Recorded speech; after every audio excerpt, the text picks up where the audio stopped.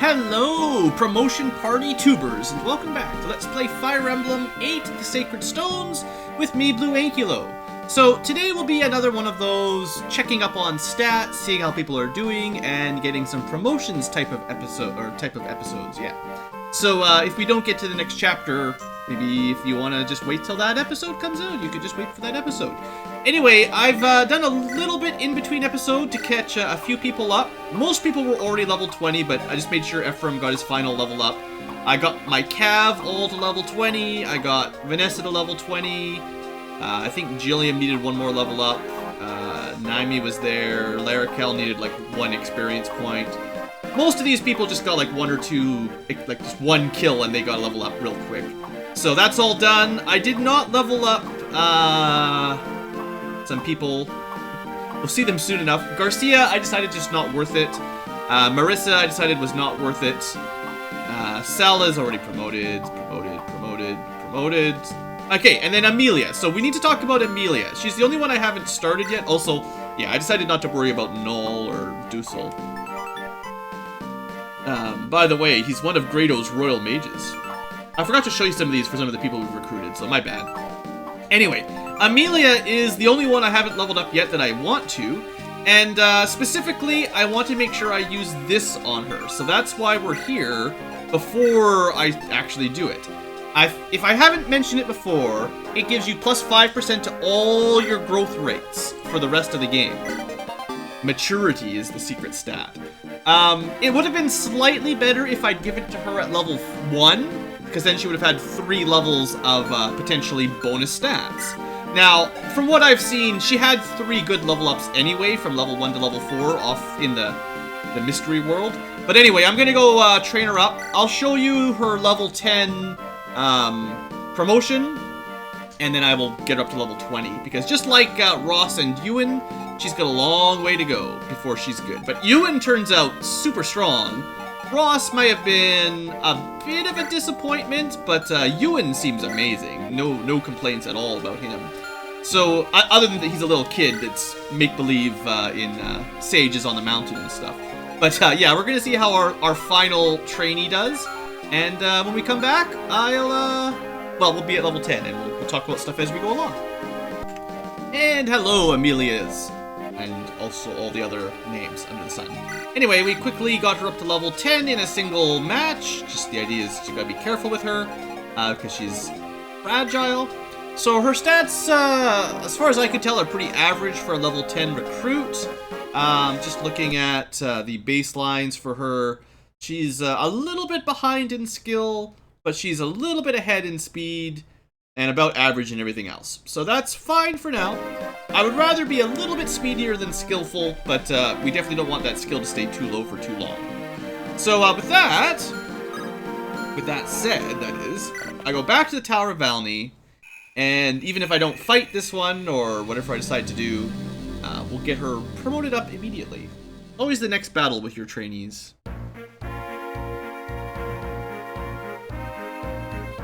So we have an important decision to make. A real soldier. So, we could become our 4th Cav, which is kind of silly, or we could have our 2nd Knight. Now, if you've been following the series and other Fire Emblem games, you might know my opinion on Knights, and I generally don't like them.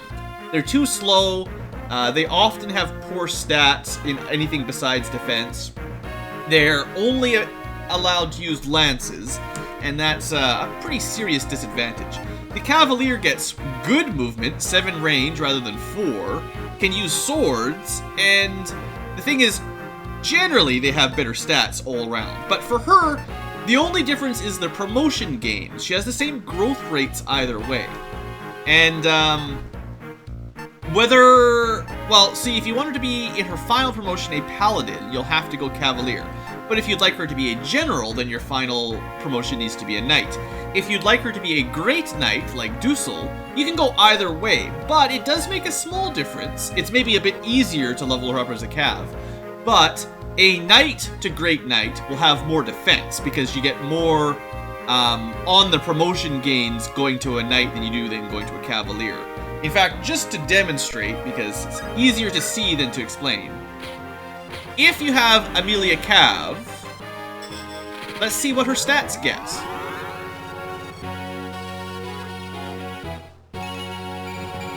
So, skill, speed, resistance, con. Not bad. And swords. But, if you go the other route, which is what we're going to do, instead of skill, speed, resistance, and con, well, she'll probably still get con. Skill, speed, and resistance. Now she gets strength, defense, and a bit of skill and speed, and even more constitution. So, that's what we're going to do with Amelia.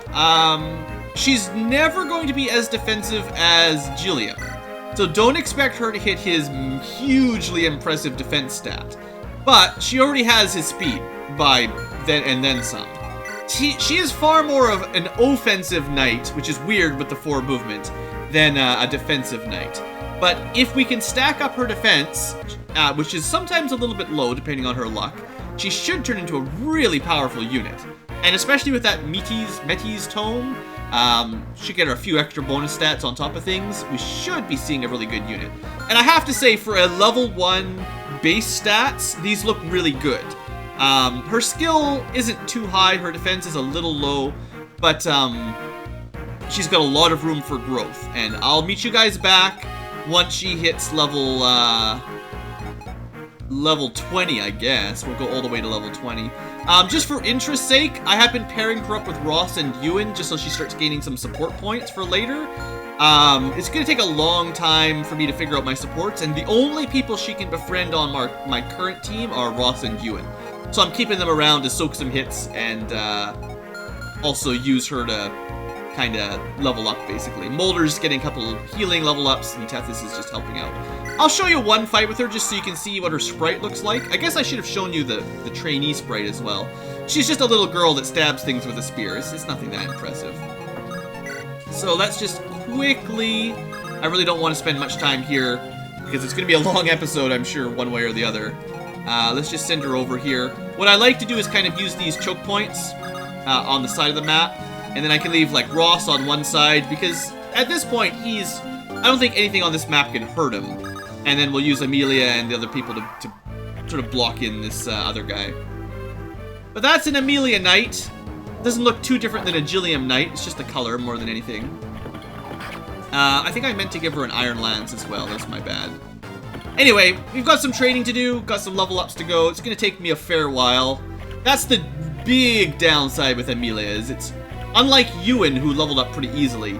She's going to take some work, and it's going to take me some time, but I'm okay, I'm up for it.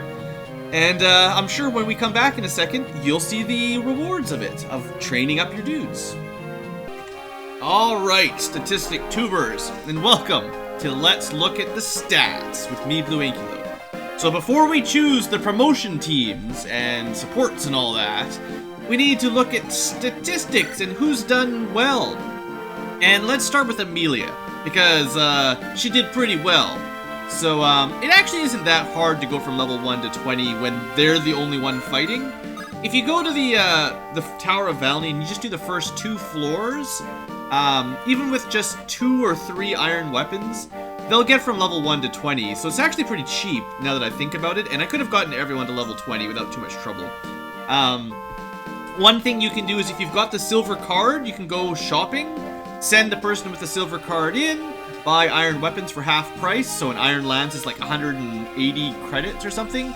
You'll definitely make that money back in stuff like, let's see, I know I got like at least 1 or 2 killing edges, I got 1 or 2, I think I got like a killer axe, a killing sword edge, I got 1 or 2 extra rune swords, and you can definitely sell those for pretty good money. I feel bad having them all, so honestly I'd rather just sell them.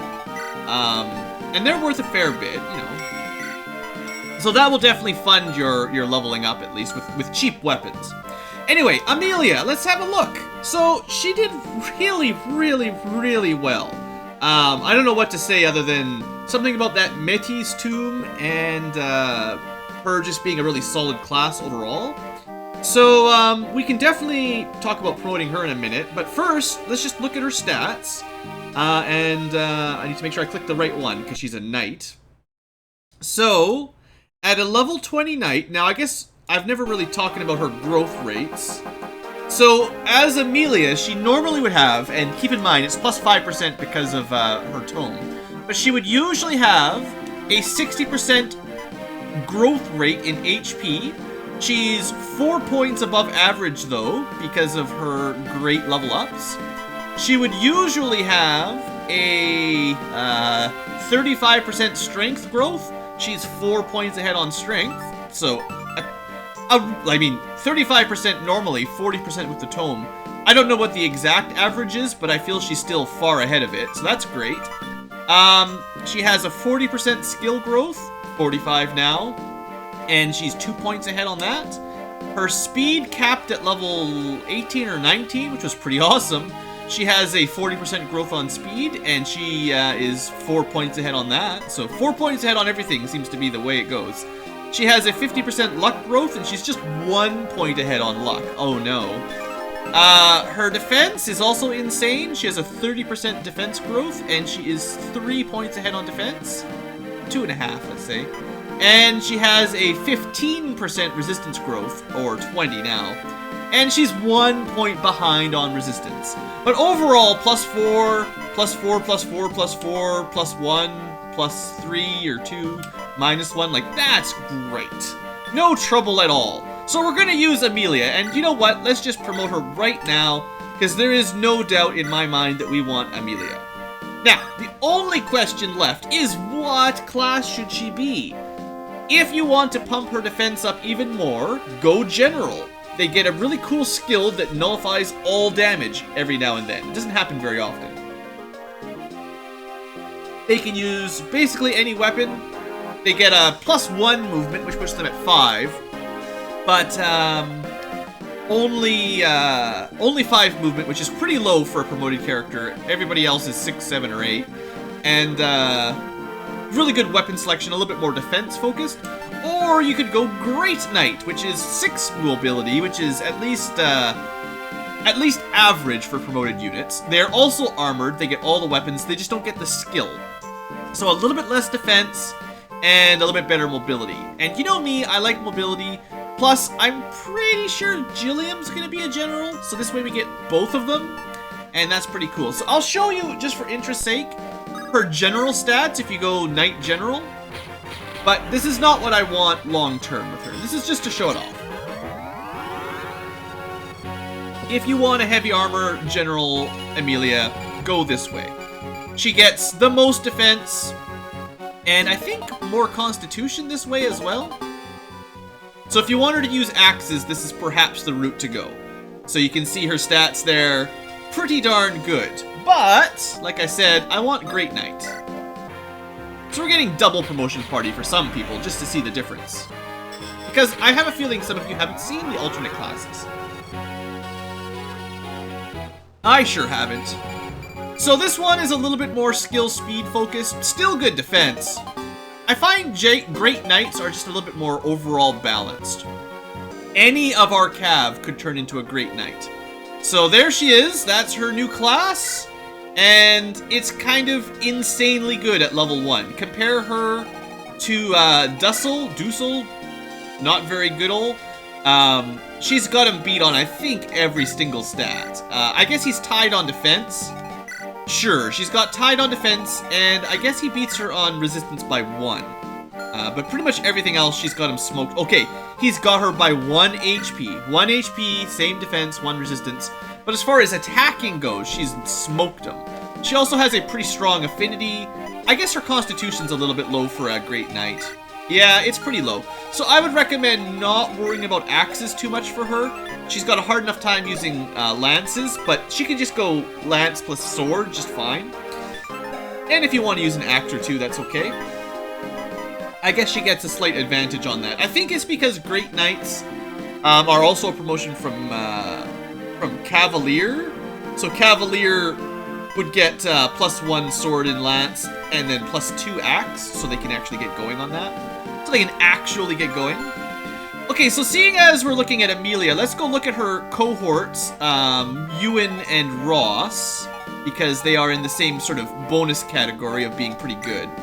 So, Ewan, let me just pull up his stats here real quick. Don't you mind me, it'll only take a second. This will be a long episode, I think, as it turns out, going over some of our characters here. So Ewan, as our second trainee, although he could have been the last one, depending on your route. I think he turned out pretty well, although perhaps not quite as good as, like, as amazing as, what's her face turned out to be, Amelia, sorry. So, for our mighty shaman Ewan, who could have been a mage instead of a shaman, his growth rate was 50% for HP, and he is 1 point above average at his level. His growth rate is 45% for magic, and he is 2.5 points ahead on magic, so good luck on the magic. I like it. He's got 40% for skill, and that puts him at 1 point above, which is pretty normal. He's got 35% speed growth, and he's 2 points ahead on speed. Very nice. Luck is 50%. He's actually 2 points behind on luck. So that's a bit unusual for him. Usually your trainees definitely hit over 20 luck without much trouble. He's a little bit behind, but no big deal. His defense is kind of insane. It's supposed to be 15%. He's got double the defense he'd normally have at level 20. So he's got +5 defense, which is really odd. It's great. Don't say anything about it. That's a surprisingly tanky shaman. And his resistance is supposed to be 40%, and he's 1 point behind. So he's only behind on luck and resistance. Everything else is ahead. I see no reason not to promote him immediately. He's just one of those characters that turned out really well. There's no reason. He's also our only dark mage, unless you want to use Null, who's not very good. Now, there is a new class in Fire Emblem Sacred Stones that I don't believe is in any others that I can think of. But it's kind of cool. You're trading anima magic for summoning, and I think slightly worse overall stats. I'm going to show you this one, but I'm not going to go with it. I've tried it before, but summoners are not... Well, the summon skill isn't as good as I would like. You summon monsters, like skeletons and stuff, depending on which mage you're using. I mean, they got him a lot of speed up. That's nice. He can still heal and use dark magic, so that's fine. But I find, I find the summons are almost worthless. All they can do is take one hit and then they die. Basically, like, they have 1 HP, so... I don't know. I don't think they're worth it, but if you find a great use for them, you know, let me know. I think the Druid is the superior class all around. They're generally better at offensive magic. Plus, they get Anima, which gives him... Instead of being weapon locked to dark magic, now you can split, and you can use Anima or dark magic. And Anima tends to be the better magic class overall. And this also gives him more speed, and even more defense and stuff, so I think... I mean, I didn't see the exact difference on the level ups. I think it was more speed, but no magic or skill, unfortunately. But he'll be fine, like, a little bit less constitution, but... You know, it's fine. He's got really good defense for a shaman. Okay, so that's our second promotion. He looks pretty solid. Again, in case I haven't mentioned, light at affinity is pretty good anyway. So now we can give him some fire and thunder tomes. He's already halfway to S ranking dark. He will be our dark S rank for the Sleipnir or Gleipnir spell, even if it's not very good. He's the only one who's going to get dark magic, so that's that. And then our final trainee of the batch, which again, these are the sort of no contest we're going to level them up, is probably at the top, right? Ross. So, I don't know, but I have a feeling Ross didn't turn out quite as well as I was hoping. Like, Amelia was amazing. Ewan was definitely above average. I'm not sure about Ross, though. And with his stats, like... He probably would have been a really poor hero because he doesn't have very good skill or speed, but I'm worried that he's going to have a hard time doubling or hitting some targets just compared to his average stats. Well, hold on a sec. Serene's Forest is just taking a long time to load up these pages. So anyway, a Pirate Ross at level 20 I think I've gone over his growth rates before, but in case you're wondering, it's 70% HP, and he's about 1.5 points ahead of schedule. That's great. It's, let's see, 50% strength, and he's had his strength capped for ages, so... But it is expected to hit 20, so that's exactly average. His skill growth rate is 35%, he's about 1 point behind.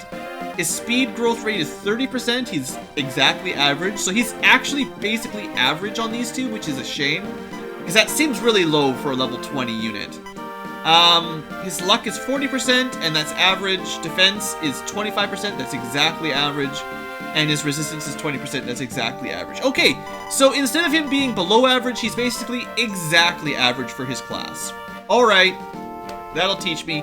Some units just turned out a lot better. Ross is fine, but he's not really ahead of the curve. He's just average for his level. So there you go. Let's Ocean Seal him up. I'm not going to use it on Colm. For him, it's the Warrior promotion, Axe Bows, or the Berserker promotion. I'm really not a huge fan of the Axe Bow Warrior.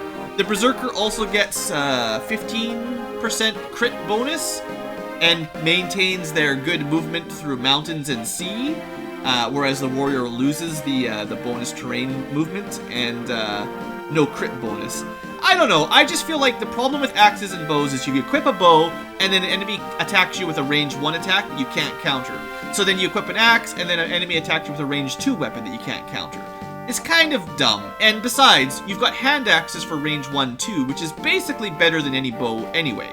So let's just stick with pure axes, and seeing as he's, other than Dozla, and he should be much better than Dozla, the only Berserker. Unfortunately, there's no sort of average balanced axe user in this game. It's all strength and very little skill speed for any of them. But that level up, or that promotion, is a nice balanced promotion. And if you're comparing a Berserker Ross, who's got a little bit of a boost, his constitution went up a bit, which will definitely help him with some of the heavier axes. That was one of his weaknesses, was he didn't have a huge con as a pirate. What else is there to note? So let's just compare him to Dozla quick, because he is a Berserker as well. I think Ross has him smoked, like it's not even close. I don't know, it's just the problem of pre-promotes. They don't have enough base stats. All that Dozla can really boast is perhaps the highest constitution in the game. So if you've got a really heavy axe, he's your man. But with 9 speed, I mean, he's already got a 4-point speed advantage. Not many axes are gonna be 17 con, you know, that much difference. So anyway, there you go, that's Ross. Now let's see, some other characters that are gonna get promoted. I'm gonna go through a lot of them.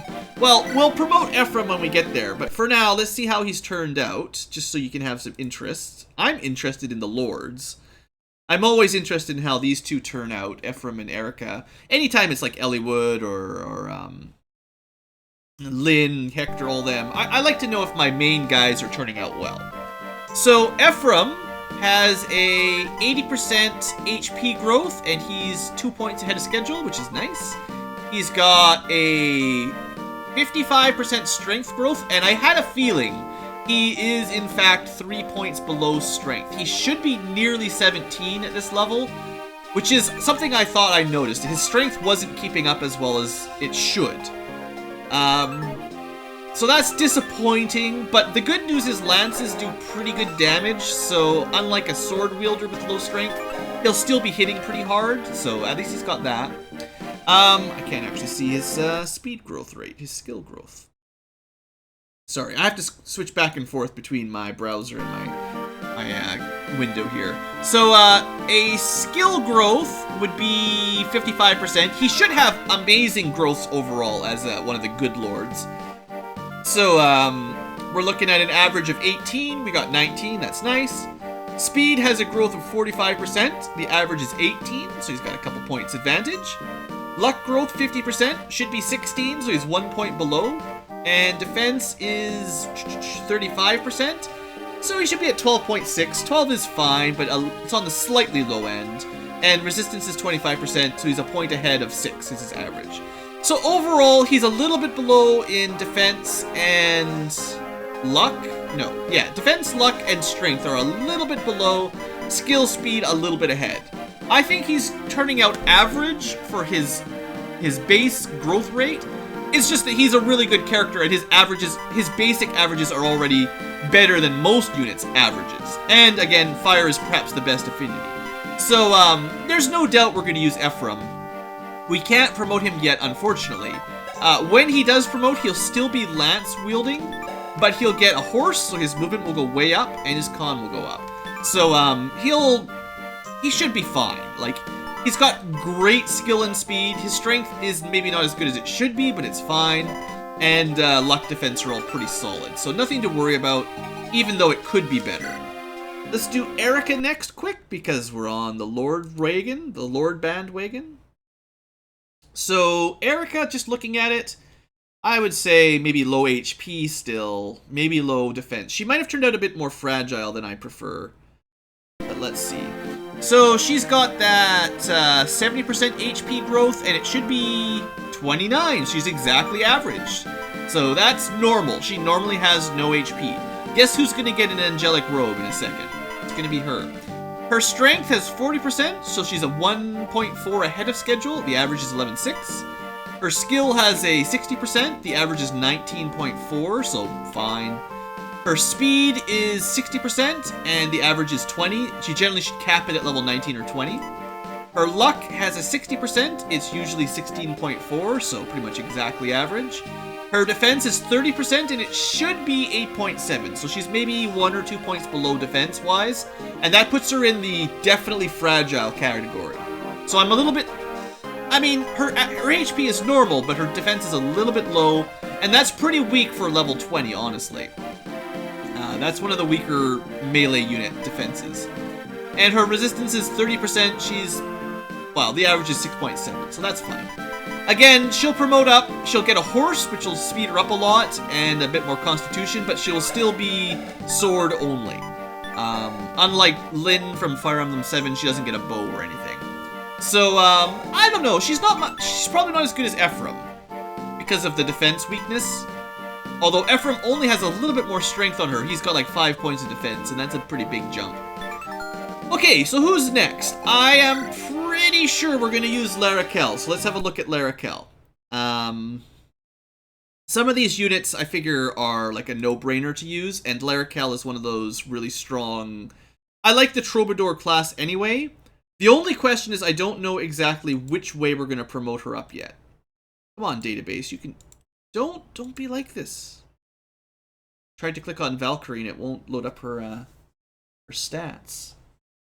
Apparently the Serene's Forest is having a hard time today. Anyway, I got it. We're good. Okay, so Larrakel. HP has a 45% growth. Her average is 25.65, so totally normal.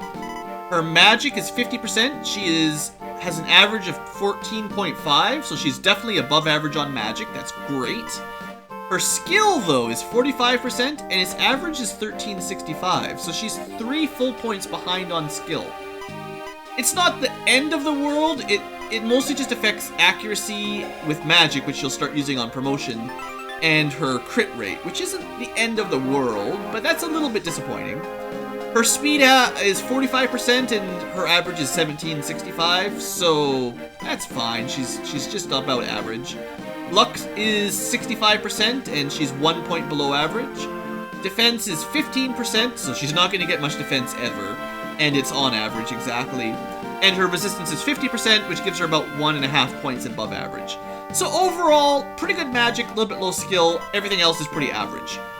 The main advantage for her, of course, is Troubadours are really good promotion-wise. I don't know which one I'm going to take yet, but she can go either Valkyrie for light magic plus healing on a horse, or Mage Knight, which is anima plus healing on a horse. And they're both almost identical, it's just what kind of magic do you want. So if I need another light mage, I'll put her as a Valkyrie. If I need another anima mage, I'll put her on a Mage Knight. I don't know though yet, so she's kind of like the last magic user promotion, basically. But I think we want to use her. Plus, she's part of my potential support chain between, well, you can kind of see, I think on the screen? Not here. But she's one of the easy supports for Ephraim and Erica, and I want to bring the two of them, so I probably want to bring Larrakel. So that's fine. Let's stick with the princesses for now. So let's have a look at Taina's stats. I have a feeling she's turned out pretty awesome. Oh, come on, don't be like that. Come on, you gotta be able to load some websites. I'm sorry, the last time I was doing this stat comparison, the website was a bit more responsive. It's working, it's just a little bit slow tonight, which, well, we're gonna chit-chat here while we load up some screens, unfortunately. I'm actually quite curious how some of these characters are doing, and hopefully you guys are interested in this sort of thing. Or you've already stopped watching. Okay, so, the mighty princess of Frelia, I think? So, Taina is always pretty good. Look at that, young lady of Frelia.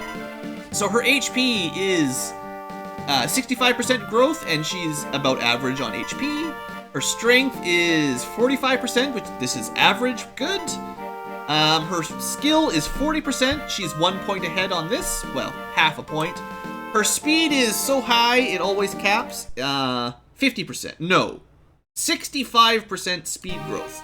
So she usually caps this around level 15, so if you have a level 20 Taina that doesn't have 20 speed, I don't know what you're doing wrong. Her luck is 60%, she's average. Her defense is 20%, she's +2 defense, which is really good for her. Keeps her a bit sturdier. And her resistance is 25%, she's 1 point ahead here. So she's actually pretty average for her class, for herself. The defense definitely boosts her up a little bit ahead of Vanessa and everything, but, all in all, her stats are just average for Taina. This is a pretty typical looking Taina for what it turns out. So, we will want to promote her. It's a difficult decision, though. I don't actually know yet. The cool thing is, you can turn them into Wyvern Knights. And we saw what Wyvern Knights can do last episode with Volter. But I am a pretty big fan of swords and lances. Now it says Swift Sky Warriors who shrug off magic attacks. This will give her more resistance on the promotion, but it won't change her growth. So her resistance growth is still 25%, which is not much. It's just she'll get +2 or +3 from that, whereas she probably won't as a Wyvern Knight. The main difference is swords and a small switcheroo for promotion levels. There's also a difference in maximums. So her speed max is probably higher as a Falcon Knight, and she's likely to hit it, whereas as a Wyvern Knight it'll be a little bit lower and she'll hit it earlier. But I don't know. Like I don't know what to do with my flyers just yet. So let's look at the other flyers and then we'll try to decide. Cormag, I guess I better load up his sheet. Cormag. Apparently, this is not a great time for looking up average stats. What do I see looking at his screen? Well, he's got a lot of strength. I bet you he's above average on strength. And maybe defense. We're almost there. Alright, it's loaded up. No, he always caps his strength, figures. Okay, so Cormag, the mighty Wyvern Knight of Grado, but apparently quite gentle other than when he's killing Volter. HP growth rate of 85%, so he is 1 point ahead on HP. His strength growth rate is 55%, and he usually caps it exactly at level 20. His skill growth rate is 40%, 2 points ahead of schedule, excellent. His speed growth rate is 45%, he is 1 point ahead on speed. His luck is only 35%, but he's 1 point ahead on luck as well. His defense is 25%, he's maybe 1 point behind, or 75% of a point behind. And his resistance is 15%, which actually he's a point and a half ahead on resistance, even though he's got terrible resistance growth. So again, overall, fairly average, a little bit ahead on a couple points. Most of his stats are like 1 point ahead, or almost 1 point below, but that's pretty good. And he hits so hard with really good defense, I can't see not using him. Because he has such high strength, I think he might make a better Wyvern Knight, because ignoring enemy defenses works even better when you have a base high strength. The Pegasus Knights are more likely to double with their maxed out speeds. On the other hand, he has a different potential promotion path. So he can become a Wyvern Knight, which has the same Pierce skill, or a Wyvern Lord, which has the swords and lances. The difference is Wyvern Lords are a little bit more strength focused, so they can have a higher strength and defense cap, I believe. And Wyvern Knights lose the sword. I don't know. I think most people think the Wyvern Knights are just better, but I do like being able to use swords. One thing that might tip my hand is, Cormag has more constitution, so if I leave him as a Wyvern Knight, he will have the ability to use any lance without slowing him down. But perhaps Tana is more, with a lower constitution, more in tune with swords that don't slow her down, because, like, she's not a very good steel lance wielder, whereas Cormag will be just fine. So I think we'll do it like that. It might be technically better to promote both of them to Wyvern Knight, because I do think that this skill, the Pierce skill, is very overpowered. But, I only have 2 that I'm promoting, so I have one Falco Knight and one Wyvern Knight. And we're sort of missing out on Wyvern Lords. It says superior skill, but, you know, it's fine. So let's get these promotions down.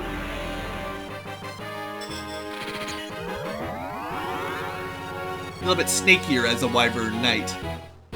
The Wyvern Lord, I think, is a little bit beefier. But yeah, I mean, he got some skill, he got a lot of speed, honestly. That puts him... I mean, honestly, those stats are amazing. There's nothing wrong with that other than his luck isn't super high. But we'll start working on some... supports with him, because once again, Fire Affinity is amazing. And, yeah, he'll just have to focus on the lance. But, with 11 Constitution, he should be fine. So then, seeing as I've sort of made up my mind here, let's send Tana to the Falco Knight route. It would also feel weird for her to switch from, you know, a Pegasus-type unit to a Wyvern Knight, right? So, we'll have at least one pure-blooded Wyvern Rider.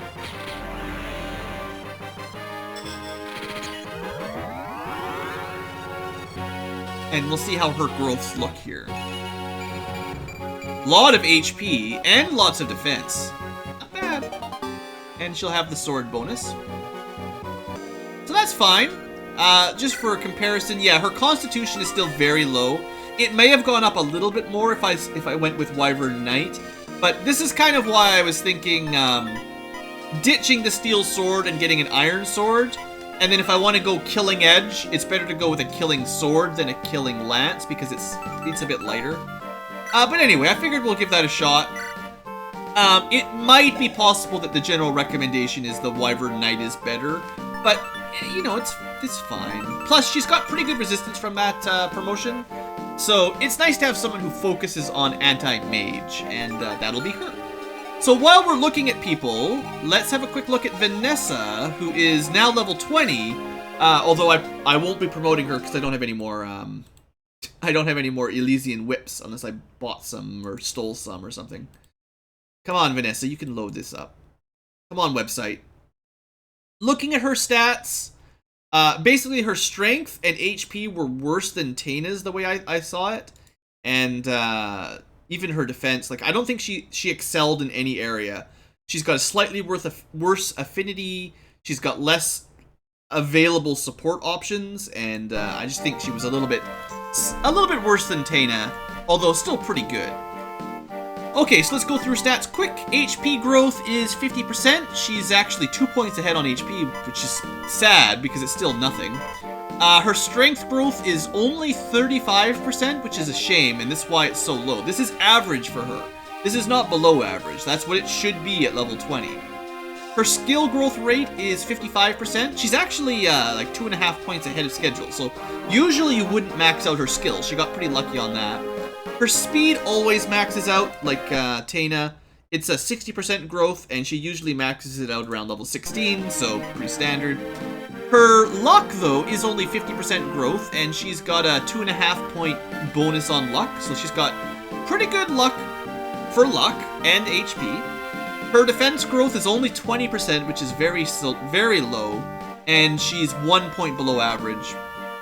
And her resistance is 30%, and once again, about 2 points below. So she's a little bit fragile, a little bit lucky, and average, and a little bit skillful. But, you know, honestly, she has done, overall, she's above average. But I think compared to Tana, she's just not good enough to bring along. Sorry, Vanessa. Okay, who's next? Well, we already promoted Amelia, so let's have a look at Gilliam, who's our tankiest unit. And they kind of, I wasn't sure if I was going to use him, honestly. I have such bad luck with knights and generals. I just couldn't, I was having a hard time justifying a purely defensive unit. Now, he does have very high strength, but because he never double attacks, he never dishes out as good damage as pretty much anyone else on the force. Even someone with like 11 or 12 strength, like Vanessa, because of the doubling effect, will often deal more damage. Plus, they've got a better chance at outmaneuvering enemies and actually hitting them and dealing more damage. So anyway, Gilliam's stats, he's got a 90% HP growth, so this is very average. It's possible to hit 40 and max it out, but this is pretty standard. His strength growth is 45%, so he's actually 2 points ahead on average on his strength. So this is a stronger Gilliam than you'll normally see. His skill is 35%, so he's about 1.5 points behind on his skill, which is a little bit low. His speed is 30%, he's about 1 point behind. That's not great. His luck is 30%, he's actually 2 points ahead, so that's good. His defense is 55%, and he's exactly average. So the last time we did a checkup on him, his defense was below average. He managed to pull it out and catch up on defense. So that's pretty awesome, that's good luck. By the time he hit level 20 Knight, he definitely has average defense for his class. Good. And then his resistance is only 20% growth, and he's got +1. So, I mean, the reason we want to bring Gilliam is just so that we've got someone who can tank a few hits if we need to. He's not going to be one of my big damage dealers late game, but I also wanted to make sure I brought, this time at least, because I know in Fire Emblem 6 I didn't bring any generals because they all turned out terrible. So this time we're going to try to bring him along as a general. You could change him into a Great Knight, but he's focused on defense, so let's leave him on focused on defense. I prefer his armor color over Amelia's, but oh, I forgot to add all the characters to cycle today, so you just get to look at Amelia. It's Amelia Day. And yeah, that was a really good promotion for him. A lot of really good stats. There we go. Our first general. He's the only general other than Amelia that you can have. There's no one else that can promote to general besides those two. And he's the superior general in terms of actually having high defense. It's possible for him to max out his defense at 30, although that'll take a lot of grinding and a bit of luck. So anyway, there he is, and he can use all the weapons now, although he'll probably master Lance. So it's nice to be able to give him an axe and a sword if I want, so we can... I don't need to use the Axe Reaver anymore, we can just bring him, you know, a sword, and that'll reave axe just fine. So instead of being Lance locked, now he's got other stats, other weapons. Anyway, he should use axes because he's got high con, so I'll probably give him mostly lances with axes and maybe like an iron sword for emergencies. So that's that. Okay, who's next on the Price is Right? Let's see, let's see. We got lots of people to talk about. You know, let's just get it out of the way. Let's talk about Naomi. I don't know. I don't think I'm gonna use her. But let's see how her stats turned out. I'll probably promote her because there's no one else that you can even use the Orion's Bolt on, so not much to talk about other than, I guess, if you wanted to use her, this is your chance. We've also got Innis, so we'll see how she looks level 1 compared to Innis. I'm not sure. I mean, her speed turned out pretty well, I guess. I don't know. It's hard to be super impressed with her, though, so we'll see. Alright, so Archer Naomi. She has a 55% HP growth. She's actually 4 points ahead on HP. All of her luck went to HP. That's lame. Her strength isn't terrible. It's supposed to be 45%, but she is 3.5 points below strength average. She should be 12.5, so 12 or 13 by level 20. She's way weaker than normal, which is a big problem. Her skill is usually a 40% growth. She's 3.5 points below on skill. So usually she'd hit harder, she'd hit more often, and she'd crit more often. Her speed has a 60% growth, and she's half a point above, so that's pretty average. So she usually gets high speed. Not quite Pegasus, but pretty close. Her luck is 50%. She's 1.5 points ahead. Doesn't make up for the low skill. Her defense is 15%. So she has 1 extra point of defense. Yay. She's a tanky archer. She's got all that extra HP and defense. And her resistance is 35%. This is pretty average. So most of her stats are average. She's got a little bit of luck, a little bit of defense, but then her strength and skill are way below. That's a big problem. I'm still going to promote her because, you know, why not? I was really hoping that she would turn into an awesome ranger. That was my plan for her early game, but then her strength and skill stopped gaining, and now she's one of the weakest characters that we've got. She's not going to be on the A team. And also, there's not very many flyers in this game, so having an archer is less important when there's not very many Wyvern or Pegasus Knights. So, if you go with Sniper, there is only bow and less movement, right? Like, the Ranger gets +1 movement on them, plus the sword. The Sniper gets that skill, though. The problem with Sure Strike is it's, I believe, your level percent chance. So if you're Sniper level 5, you've got like a 5% chance, although it might be your skill. Either way, it probably maxes out around 20 or so. 20%, that is, at max. And if the skill activates, you hit your target for sure. No dodging possible. Which doesn't really matter much because Rangers and Archers almost always have high accuracy anyway. So Snipers only works on the bow. I mean, is that something you're going to worry about? How often do Snipers miss? Like, that's not something that happens. It's probably the worst skill. Compared to Pierce, this is terrible. So you generally want to go Ranger, I feel. At least it gives her some mobility and the ability to use swords, which helps. I think stat-wise, the Sniper might have a slight edge, but whatever. Swords and movement are pretty good. And I think this might be the stronger strength promotion and defense. I think Sniper is a little bit more skill-speed focused. So there you go. That's our only Ranger. Garrick could also turn into a Ranger, but she's your natural Ranger anyway. And there you go. D swords right off the bat. So, unfortunately, just not very good strength. Compared to Innis, yeah, he's level 1 and he's got more strength than her. That's not how it's supposed to work with pre-promotes and normal trained up from scratch. So if she had gone her strength properly, she would be 14 strength, the same as Innis, and like 16 skill.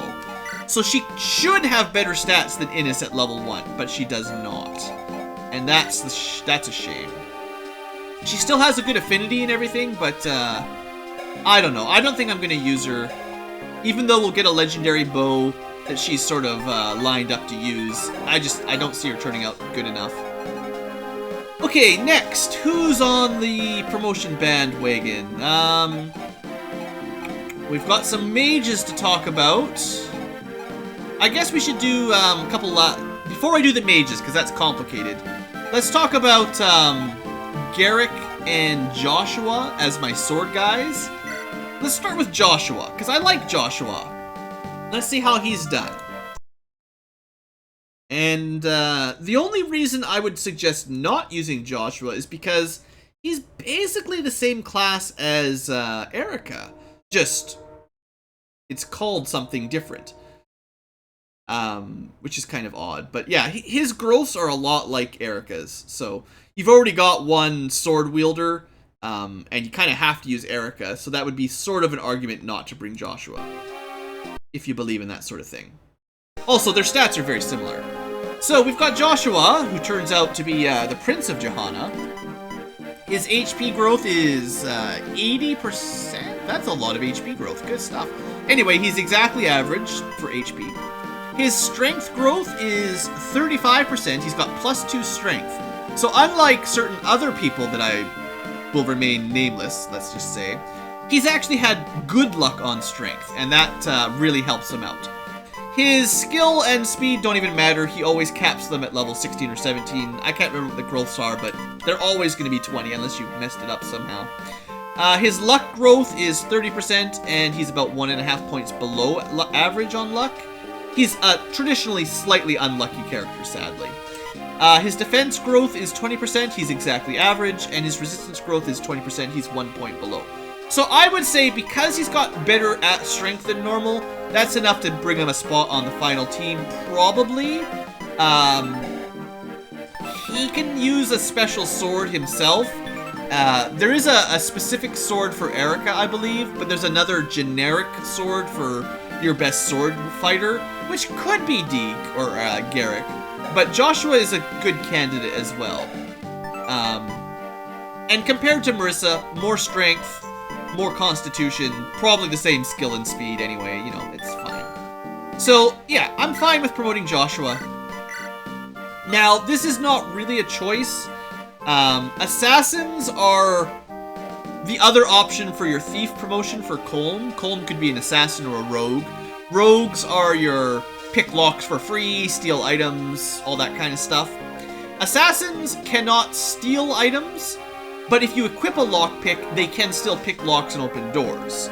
So if you just decided you hated thieves entirely, you could turn Joshua into an assassin, give him a lockpick, and he could actually pick locks. But he would not be able to steal items like guiding rings from enemies or anything you want to steal from an enemy, like a gem or something they have. The thing with assassins is they have worse strength growth, or not growth, but strength bonuses and maxes.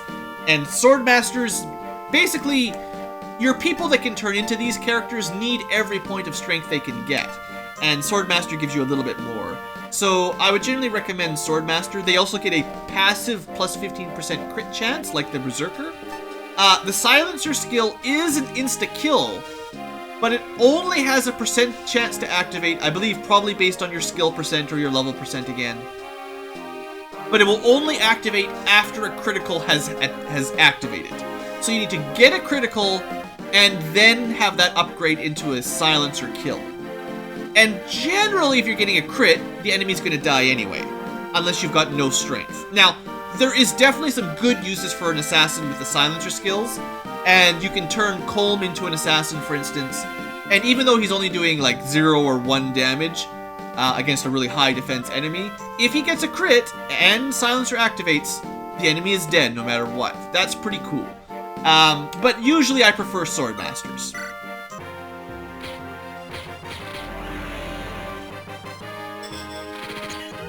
I think Joshua specifically is better as a swordmaster anyway. So like +2 strength, that really helps him out. Now he can hit even harder. 17 strength swordmaster sounds great to me. Alright, next up, let's have a look at Garrick, wherever he's hiding in here. There we go. So, I'm a huge fan of mercenaries and heroes in general. But let's have a look at his stats, and before we decide anything, let's see how he's done. I'm pretty sure we're going to keep him on the team, but, you know, you gotta compare. Gotta be smart about these things. Now, he could promote into a ranger if you wanted to give him bows instead of axes, but I don't know about that. Okay, so Garrick. Good old mercenary from Johanna. Good guy. He's got a 90% HP growth. This is exactly average. He's got a 45% strength growth. He's 1.5 points behind strength. Now, this is better than the last check-in. The last time I checked in, he was below strength by 2 or 3 points. So now he's only behind by like 1.5. That's good. His skill is 40% growth, and he's 1 point ahead on skill. That's good. His speed is 30% growth, and he's 2 points below, unfortunately. So, little bit below, little bit ahead, little bit below. Not a great start. His luck is 30% growth, and he is 2 points behind on luck. Sadness. That's 2% accuracy and dodge and everything, so that starts to add up when you're below on skill and speed, you know. The good news is, he's got a 35% defense growth, and he's about 1.5 points ahead on defense. And he's got a 25% resistance growth, and he's 1.5 points ahead on resistance. So a little bit more defense, but a little bit low on luck and speed and strength. So this is a below average Garrick. I still think he's good. I just think he could have been better. He should have nearly maxed out his strength, and his speed should be a bit faster. He's a little bit slow, which is definitely a bit of a problem. With a good constitution, though, he seems like it's a no-brainer to turn him into a hero who can add axes with his good constitution. On the other hand, I'm not bringing any archers, right? I'm not planning on using Naomi. He would be an archer that hits pretty hard, a ranger. And I was seriously considering bringing him as a ranger just to fill out my I have no archer spot, basically. Because I'm not bringing a warrior, I'm not bringing Naomi, and I'm not bringing Innes, so nobody else can even use the bows. The bonus is he gets +1 movement, and then it's bows instead of axes. And, I mean, at least I've got a few people that can use axes. You know, we've got Ross, we've got, Amelia can use axes now, and Jillian can use axes. So we've got at least 3 people who can use axes. We don't need a 4th.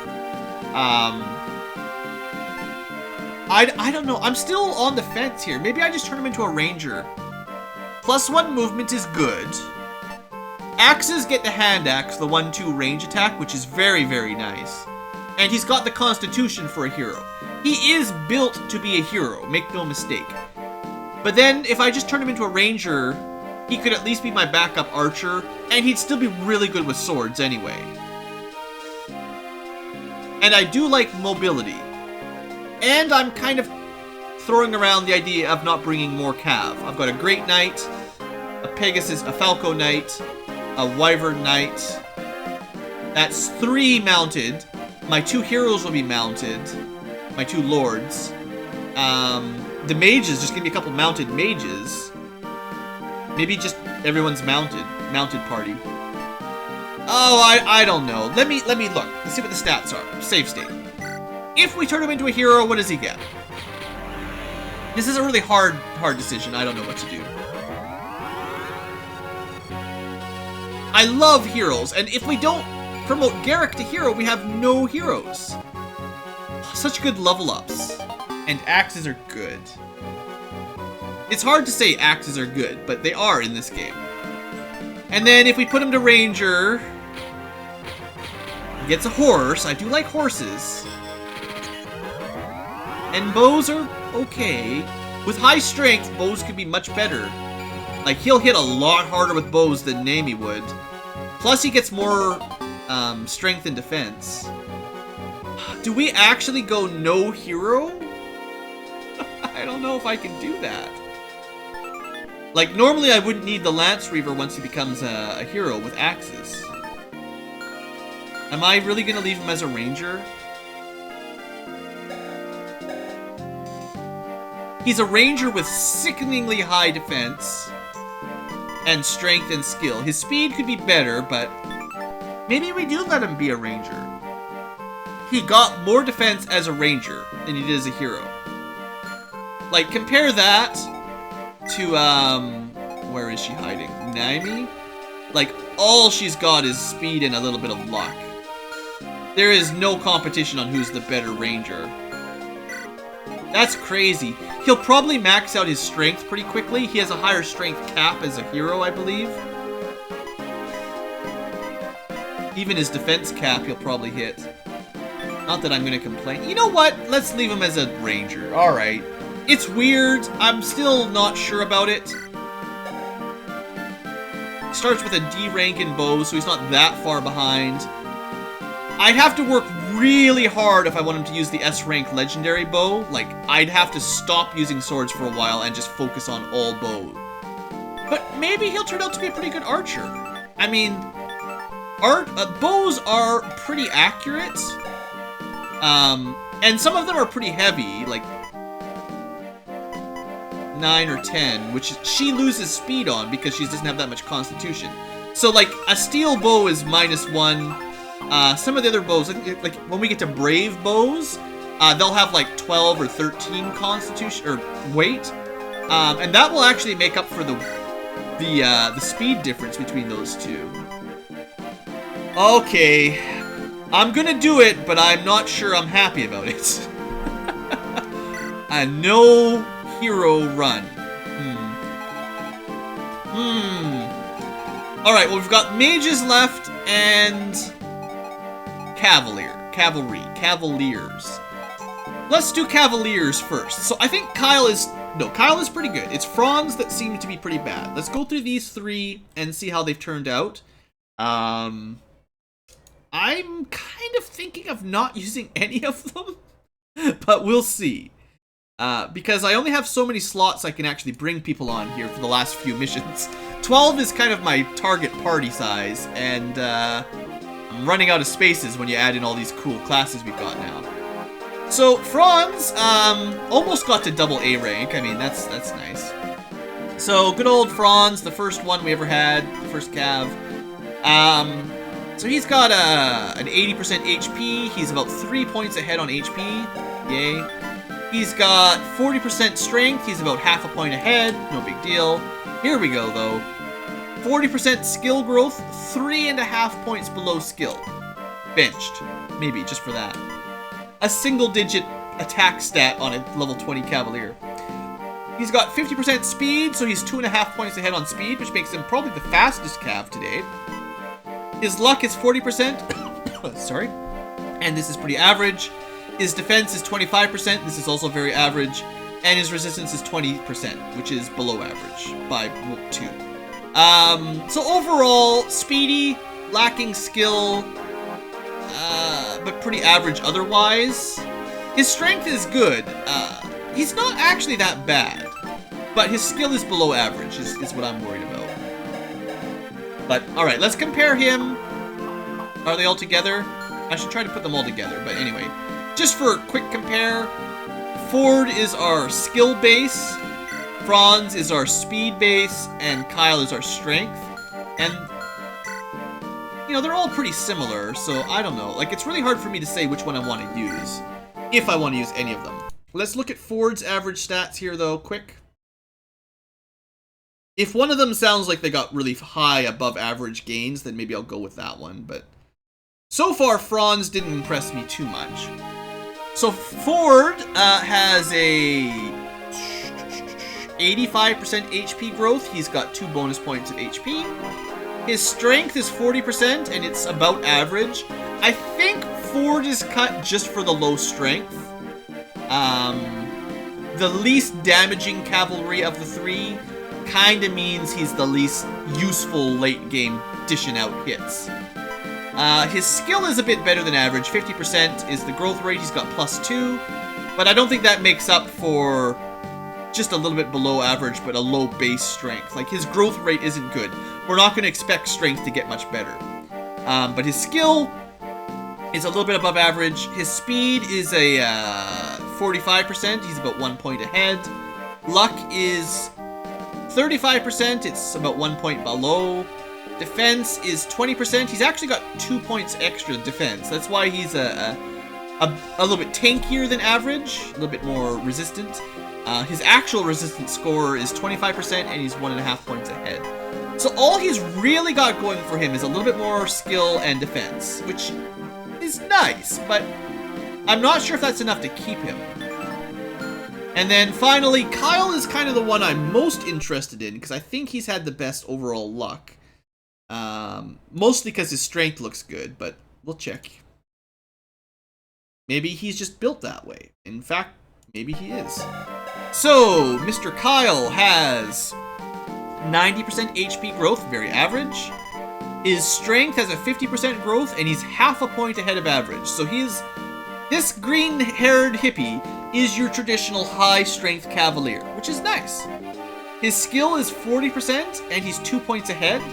His speed is 40% and he's 1 point ahead. His luck is 20% and he's 1 point ahead.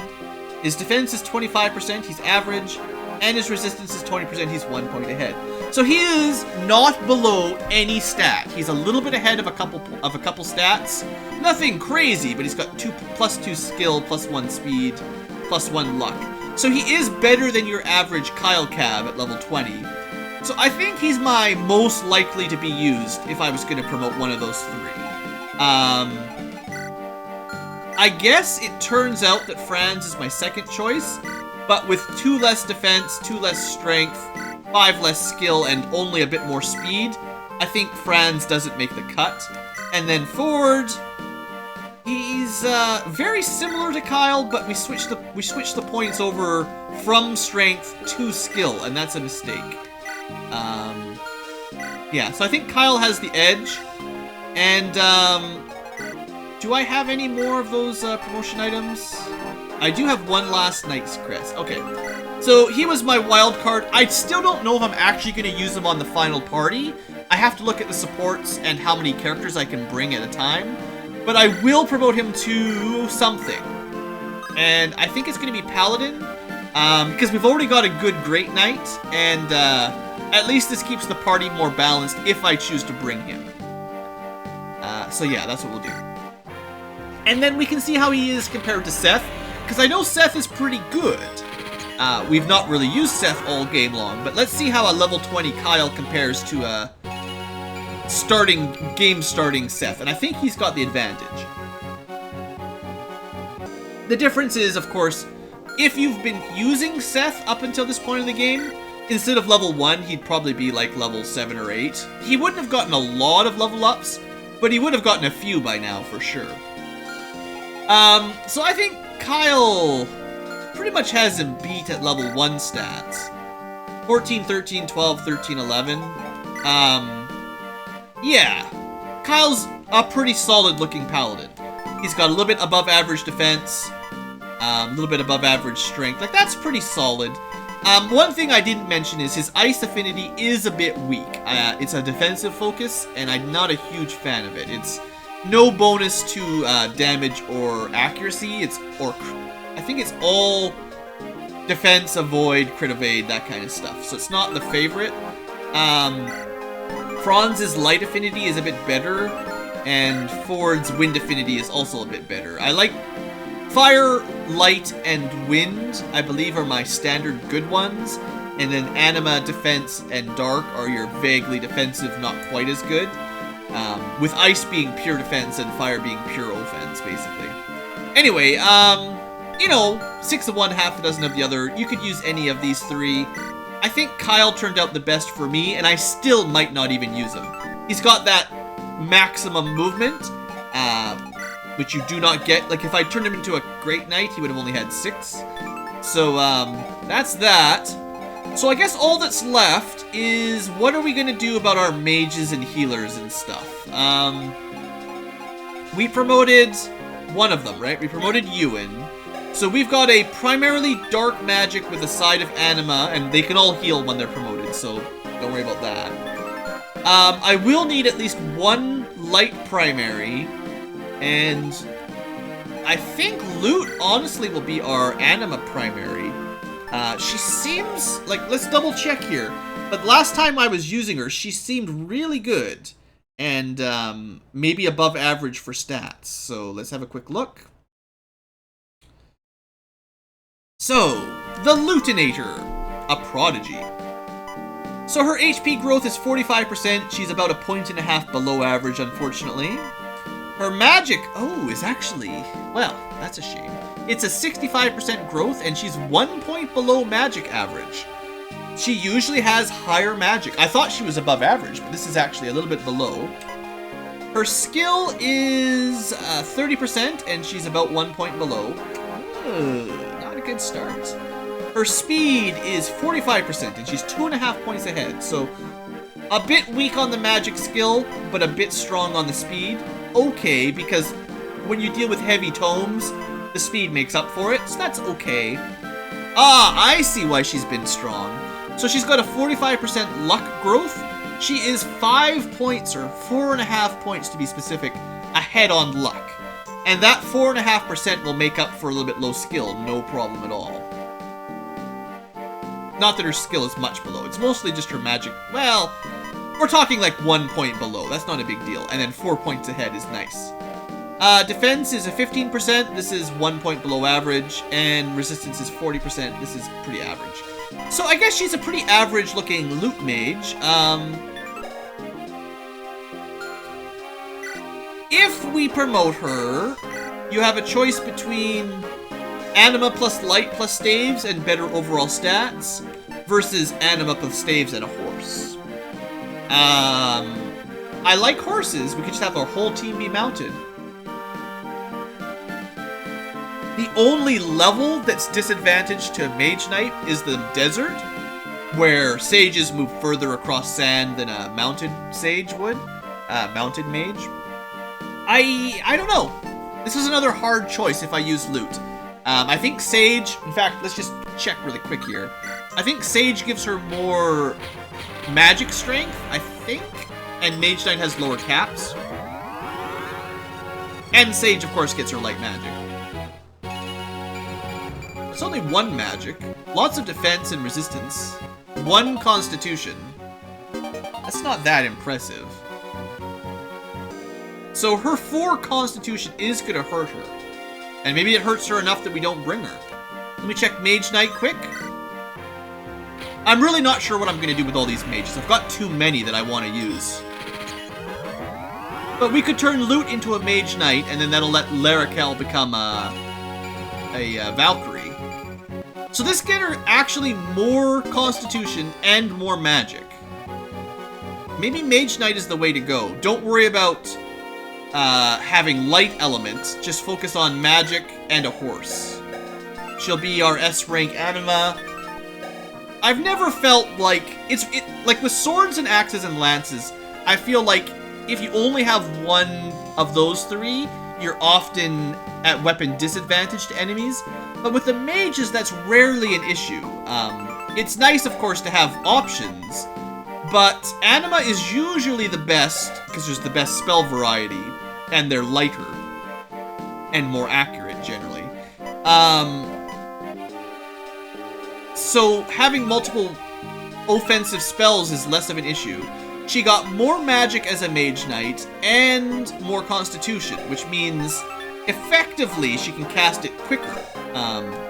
Because some of these are very heavy tomes, and like Elfire is doing the most damage, but -4 speed. Well, it would be -5 or 6 speed as a Sage, and that could be a problem. You know what? If we use her, I want her to be a Mage Knight. The only difference is I know the Sage has a higher magic max and skill max, like the actual max stats are higher on a Sage, but those are rarely going to matter because we're not going to get to level 20 Mage Knight or Sage. It's just not going to happen unless you grind like crazy. So if we use Loot, she can be a Mage Knight. We'll probably use her. So then we have to decide Natasha, Archer, and I guess that's it for mages? Well, I have to decide who I'm actually keeping. I don't have any sages if I don't bring Sela, though. And I'm not bringing Sela. So, Archer could become a sage. And then we're gonna promote,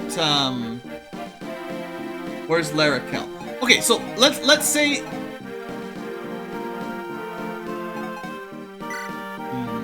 I'm worried, I'm considering cutting Archer. Let's look at his stats and let's talk about it. So what I want to do is look at his averages and then sort of compare him to Larakel to see which one would be a better light mage. Because that's kind of what his job is with his high rank in light. He could become a sage, which gives him anima as well. Or he can become a bishop. He doesn't have a mounted option. So either way, it's light on its own or light plus anima. And he's already got the points in light, so that's kind of what he's built for. So if we put him as a bishop, that also makes him he has a special skill for that one. Okay, so let's have a quick look at how his stats are turning out. HP is 55%, and he's actually 3 points ahead on HP, which is good. His magic is 50%, he's 2 points ahead. His skill is 50%, he's 2 points ahead. His speed is 40%, he's 1 point behind. His luck is 25%, he's about half a point ahead. His defense is 15%, he's 1 point ahead. And his resistance is 55%, and he is 3 points behind. So his disadvantage is relatively low luck and a bit of bad luck on resistance, but really good magic and skill. So if we used him as our light mage, just for interest's sake, I'll show you the two classes. Bishop, it gets the Slayer skill, which means double damage versus monster units, even if the spell doesn't say that. I believe the Light Legendary Tome has that anyway, so it doesn't really matter. But the Slayer class means the lightning spell, the basic lightning spell, the divine spell, all that, is super effective against monsters. That's cool. Sages get better overall stat maximums and anima. But honestly, he'd probably make a better bishop, just because that's his focus. So I just want to compare. So like 17, 17, 14, and then low luck and defense. If you compare that to Larakel, she's got the same magic damage. She's considerably lower on skill, but she's got him beat by 3 points on speed, which is pretty helpful. She loses some of that to the Constitution, though. Actually, not really. Probably because she promotes to a mounted unit, her Constitution will actually go up higher than his, is my guess. Her luck is way better. Her resistance is way better. And her defense is also better. So the only thing that Archer has over Larakel is skill and maybe a bit of HP. Yeah, because he got pretty good HP growth. I think Larakel, we're going to try to turn into our light mage. And it might take a bit of grinding to catch her skill up so she can use the S rank light magic. The only thing she's going to miss out on is the double damage to monsters passive skill, which is quite nice as a passive skill. It's the only skill that's totally passive, I think. Yeah. The other ones are like activation chances. And we've already got a Mage Knight, so let's go like this. Super long episode. Hope you guys are enjoying. Grabbed a popcorn or something an hour ago. But we're almost done. Yeah, that's a pretty good level up. Only one Constitution, unfortunately. I was hoping for a little bit more. So, like, the only disadvantage here is she has to train up her light mage skill. And, but she does come with high staves. It's nice to have at least one person who's good with staves for, like, the restore staff and warp and stuff. But she gets that awesome movement.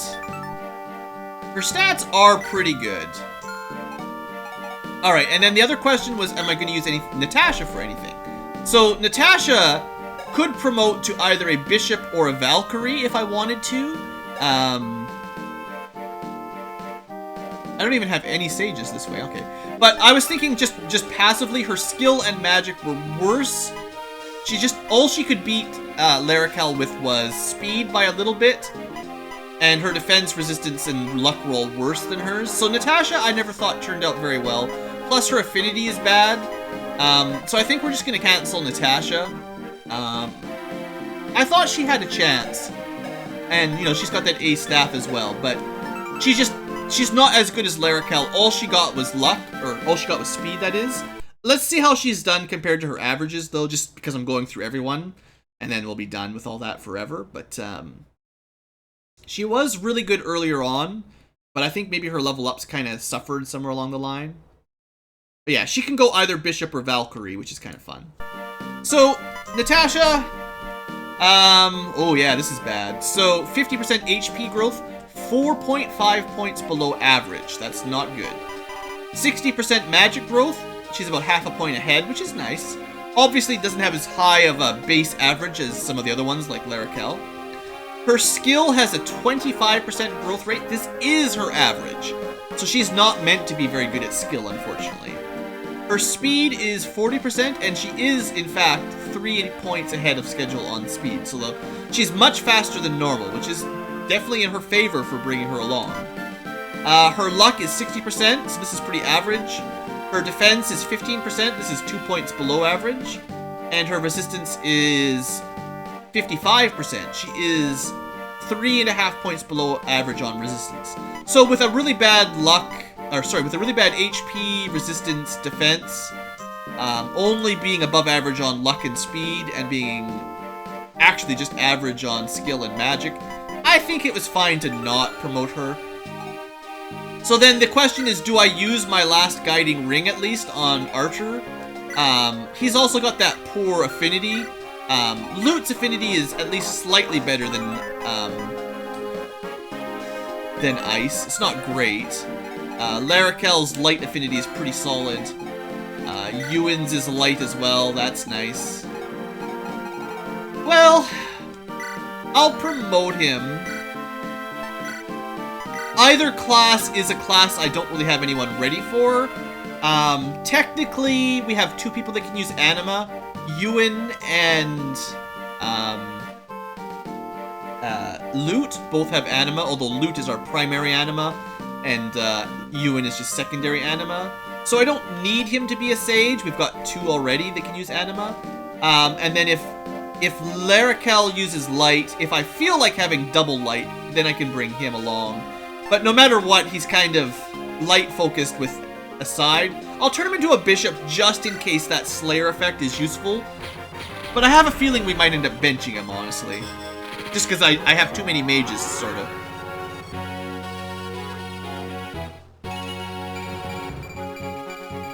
Well, there's some defense. But yeah, the low luck does make him difficult to keep alive. I don't think he turned out quite as well as I was hoping. Okay, and I think that's pretty much it for the overall character stat review and promotion. I think I used all my promotion items. So now what's left for me to do, and I guess I'll have to make it in another episode, is I need to sort out my supports, and I'm going to have to spend some time on this one. I've showed you this before briefly. This is your spoiler alert. Made the page a little bigger. This is what I've been working on for my overall supports. I guess I'll have a second bonus episode. But I've been starting to cross people off as I've decided I'm not going to use them. And there's a couple more people I can cross off now. Like my cavalry. Like I'm not going to use Seth. I'm definitely not using Franz. I'm not using Ford. I might use Kyle. And then I can delete all their links. And it'll start looking a little bit easier as who I should make my supports. Because some of them, like Amelia, I only have 2 people currently on the potential team that can support her, so those need to be her 2 supports for B and A, however we do it. And then like Ross still has a choice, Ewan still has a choice, but we start to cut down on the options as we decide the final team. And I knew I wasn't bringing both Archer and Natasha, so like stuff like that I was kind of sure about. I have some potential chains here, like if I use these 4, it's a nice you know, I can go A rank, B rank, A rank, B rank, and we get a nice full chain. These guys can do basically the same thing if I bring all of those guys. But it's just a question of getting everyone some good support chains, and it's tricky to figure out. The modifier here after their element is my opinion of if that element is good for them. So some characters need like more power, more attack power. So Tana with a wind getting bonus damage is good for her. Hit percent doesn't really help her because she's got high speed and skill. She would like optimally power and defense because Pegasus Knights tend to be a bit low on strength and defense. So that's why Vanessa got a great. Anima gave her power plus defense. She didn't need the hit percent. She doesn't need the critical percent. The crit evade doesn't really matter. But it gives her even more evasion, which is definitely nice to stack up. And the very important power and defense. So, when I'm trying to match people up, if I have the option, I try to play to their strengths and weaknesses a little bit with the support points. So, like, if you want to use Archer, because he's a low luck character, you want to support him with people who have crit evade, so he doesn't get killed by enemy crits. Now, crit evade is in almost every element, so it's not hard. I gave him a meh for ice because what he needs is power. and maybe crit percent, and he gets no power, so not good. Actually, it's not even a meh, it's probably an okay, but, you know, like, I don't like Ice as much, because it doesn't have that damage stat, and it has no crit stat either. Other than that, I don't want to spend too much more time. This has already been a super long episode. Like, although Fire is usually good, it's actually very bad for Tethys. But it means when she's supporting someone, she's very useful for other people. But that's basically just my logic. And now that I know what we've promoted people to, I kind of know if we're going to have that extra sword weapon, and I'll know their movement ranges. It's nice to match people up who have similar mobility. So now that we know Amelia's a great knight, she's got 6 mobility. If we match her up with Ross, I think he'll have 6. And Ewan will also have 6, so that's a nice... all of them can move about just the same distance per turn. Gilliam's going to be a little bit slow. His problem, the reason I'm struggling to bring him along is there's almost no one I can support him with on our current team at all, right? Like, Franz we're not bringing, so there's nothing left for him. Those are all of his support options. I was hoping to bring Naimi, but she turned out pretty rough, pretty bad. So if we bring Gilliam, he's kind of on his own, which is not optimal. So maybe we'll keep him around for a couple of missions, but maybe he won't be part of the final team because he doesn't have any supports. So stuff like that I have to finish, sort of finalize. Some people are definitely in, and we can definitely find some supports for them. Cormag at least has some options. Well, it depends, right? Because if I don't bring Archer or Dussel or Natasha, well, I'd probably bring one of those two, right?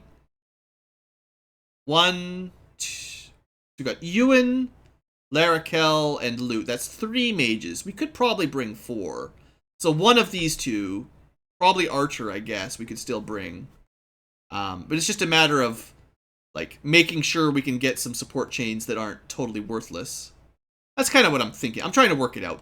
Anyway, I still have to figure that out, and that's pretty much it. I gotta do some inventory management.